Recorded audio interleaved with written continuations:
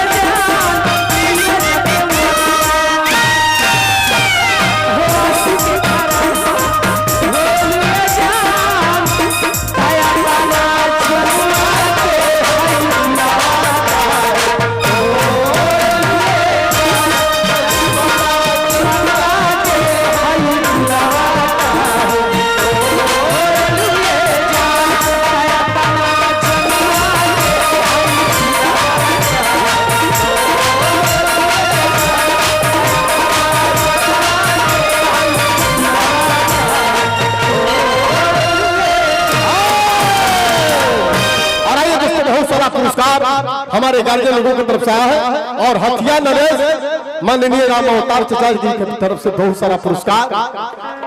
चाचा जी के सब लोग कहता कि घरे जाए ना हो चल जी तो कमरे में बिगड़ जाए। माननीय हमारे हथिया नरेश राम अवतार चचा जी की तरफ से शानदार 500 रुपये का पुरस्कार और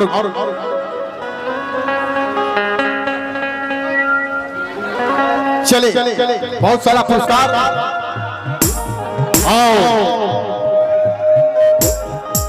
तो जो पुरस्कार दिए हैं